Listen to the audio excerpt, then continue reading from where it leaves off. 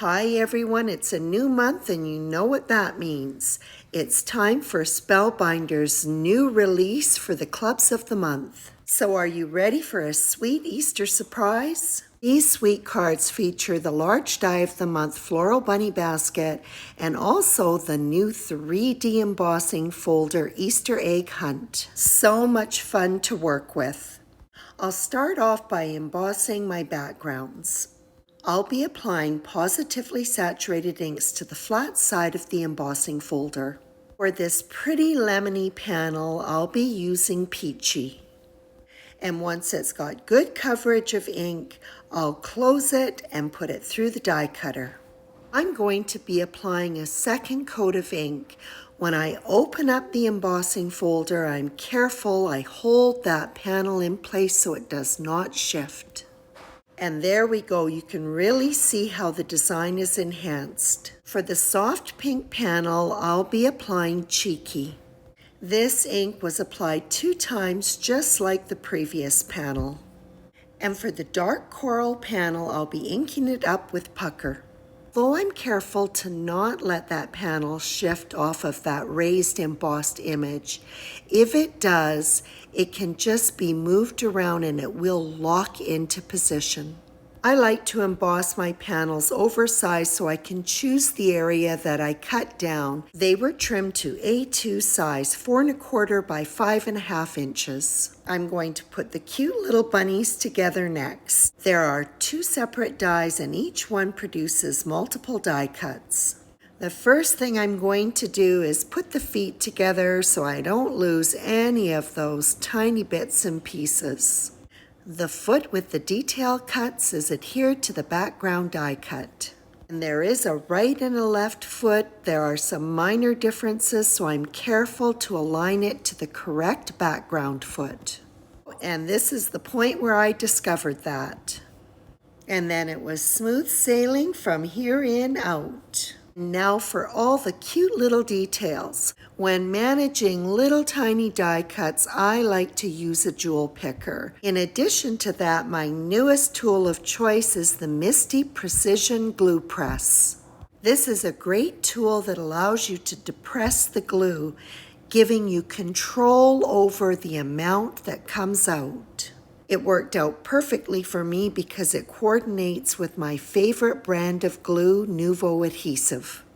This bunny design is so adorable. So now we're going to adhere the feet onto its back side. And they are easy to position because there are score lines guiding the placement of each foot. And like the feet, there's also a score line to show where to position the tail. I'm going to adhere it with a foam square. At the base of each of the ears, there's a little circle where the adhesive is applied, and the ears will go on either side of the tail. I have to say, I love these little bunnies. The glimmer of the month comes with a couple of sentiments, and one of them is just perfect for these Easter baskets. Sending Easter blessings was hot foiled onto the same color of cardstock that was used in the background with gold foil. The coordinating die was used to not only cut out the sentiment, but also white sheet foam. And I'm just stacking those cardstock sentiments onto the foam, and I'll set them aside to dry completely. Before the basket is assembled, the bunny is going to be attached to the rim of the basket.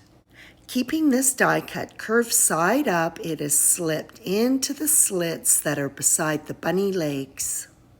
Although I'm not showing it, I actually did use my craft pick to push those slits open, making it easier to slip it into position. And then the basket rim can be adhered to the die cut of the basket. All of the baskets were die cut from the same cardstock that was used for the embossed backgrounds. The handle, rim, and the backing piece for the basket were cut from gold foil cardstock. And so now I can just take my basket, which has been backed onto the gold foil, and attach it to the handle. The basket outline die was also used to cut white sheet foam. Now that the handles are in place, it can be adhered to the foam backing. And then I'll take my foam-backed hot foil sentiment and adhere that across the bottom of the basket.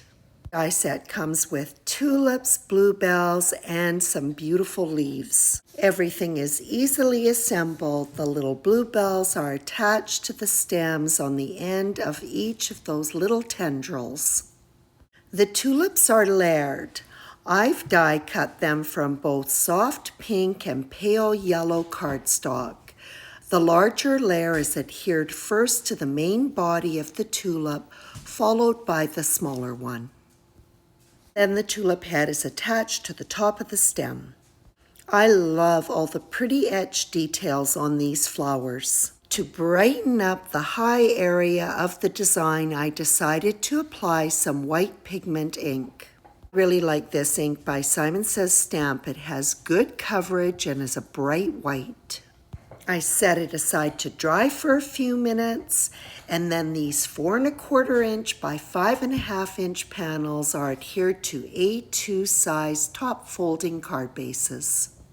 First, I was planning on using the thin foam adhesive strips on the handle so that I could stabilize it on the panel, but then I decided it would be just as easy to die cut the handle from foam. To line up the foam die cut to the cardstock one, I just take my finger and thumb, run it along the sides, and then take my scissors where the foam overlaps the basket and snip it off. The adhesive on the foam can take a little bit longer to dry, so I set it aside for a few minutes before I continue working. Because my baskets are adhered to foam die cuts, I'm first going to adhere the flowers and the foliage before the basket goes onto the background. If the basket was adhered to the card front with foam squares, I could make sure that I was leaving enough spacing for the stems of the foliage and flowers to do the arrangement directly on the card front.